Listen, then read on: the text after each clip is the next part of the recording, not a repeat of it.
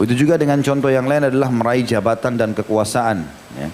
Memberi suap untuk mendapatkan jabatan hakim atau kekuasaan wilayah, baik itu kepala desa, bupati, gubernur, presiden akan sampai, atau anggota legislatif atau jabatan-jabatan lainnya, semua hukumnya haram bagi pemberi dan penerimanya. Ini juga dijelaskan dalam kitab sama kumpulan fikih-fikih, ya, kumpulan pendapat para ulama dalam kitab namanya Al-Mawsu'atul Fiqhiyah Al-Kuwaitiyah, sama di jilid 22 halaman 222.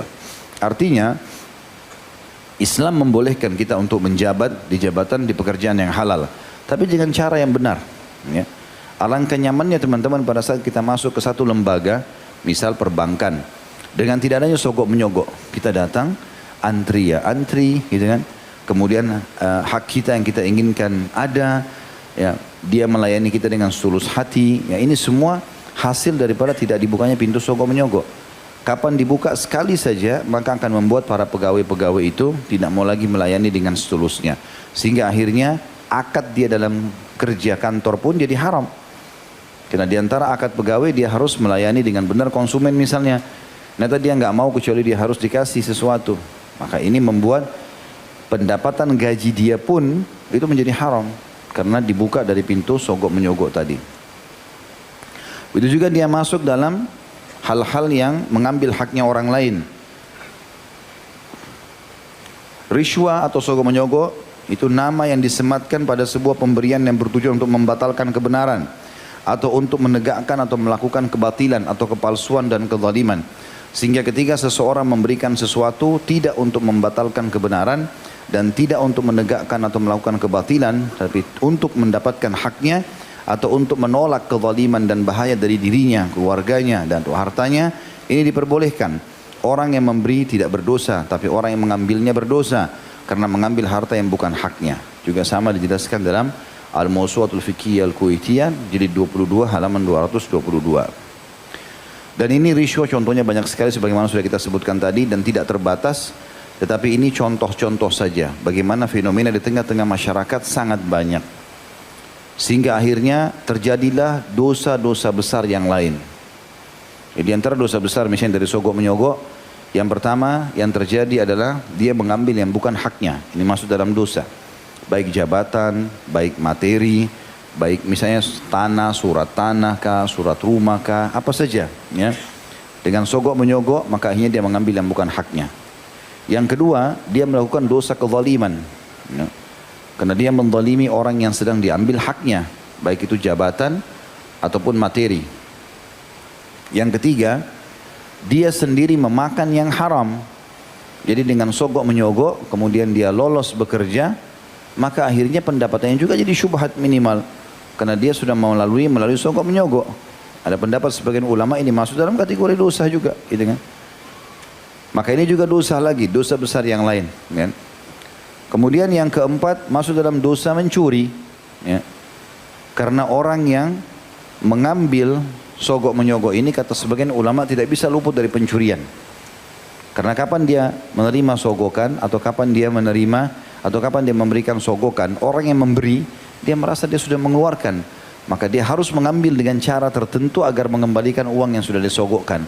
Orang yang menerima sogokan, kalau tidak seperti target yang dia inginkan, maka dia akan berusaha juga mencuri atau mengambil dengan cara dia supaya bisa mendapatkan tambahan.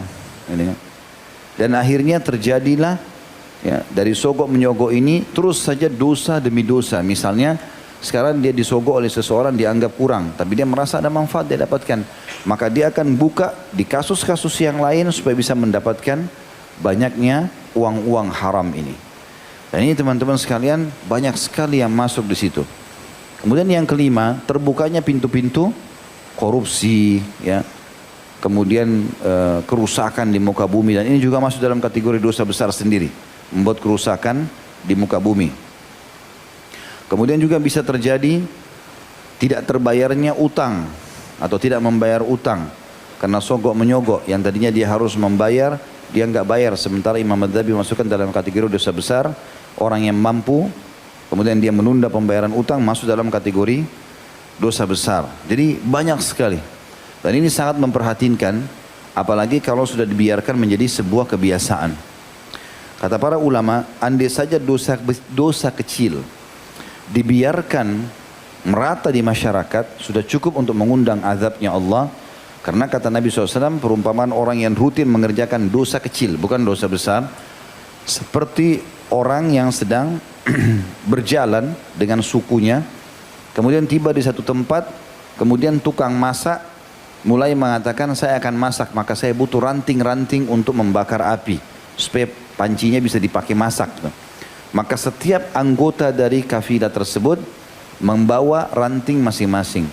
Walaupun ranting itu kecil, tapi karena banyaknya orang yang melakukannya, maka dia akan menjadi tumpukan ranting yang besar atau banyak dan akhirnya membuat api yang besar.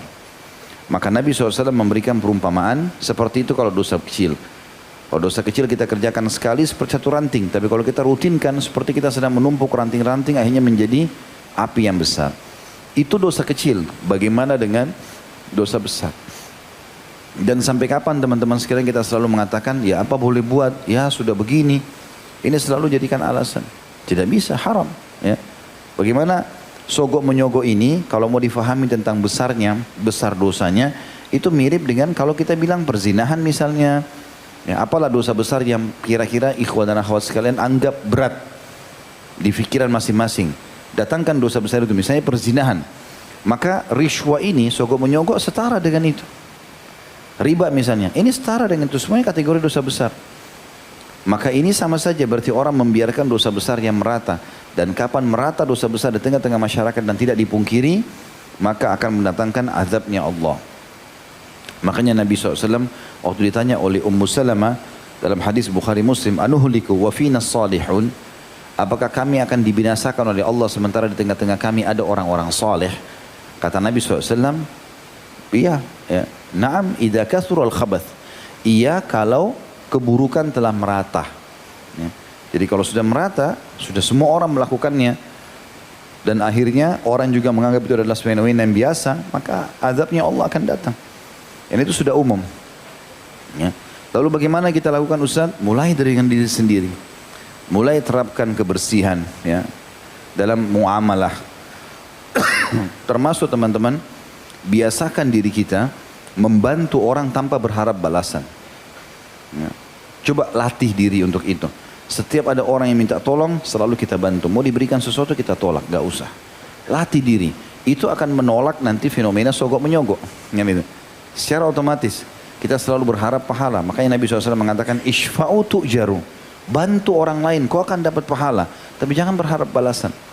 Ya, jangan pernah berharap balasan. Karena memang itu ya tidak bisa dipisahkan, saya pernah bilang itu, tidak pernah dipisahkan antara muamalah seorang muslim dengan sosialnya.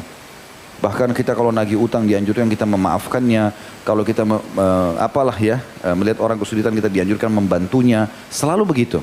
Bukan kita malah disuruh minta balasan ya. Maka coba latih dari diri kita dulu pelan-pelan teman-teman sekalian, baru insya Allah kalau setiap kita yang hadir di masjid sini saja, Masya Allah sekian ribu orang, maka memulai masing-masing itu sudah luar biasa pengaruhnya. Allah SWT akan berkahi nanti. Kalau ada di tengah-tengah masyarakat satu wanita mulai, misalnya kita ini pakai jilbab semua muslimahnya, terus ada satu orang muncul tidak pakai jilbab dan dibiarkan, maka ini bisa jadi virus. Nanti ada 2 orang yang tidak pakai jilbab, nanti 3 orang, nanti 4 orang, dan kalau sudah dibiarkan merata, orang menganggap itu biasa. Bahkan akhirnya terbalik nanti. Kalau kapan kebatilan dan maksiat dibiarkan, nanti akan berbalik. Dia dianggap ma'ruf dan bahkan yang ma'ruf menjadi mungkar. Justru orang yang pakai jilbab aneh, orang yang pakai cadar aneh, padahal mereka menjaga kehormatan. Itulah yang terjadi. Akhirnya kita sekarang kalau nasihatin sogok menyogok ini nggak boleh, haram. Wah ini garis keras nih.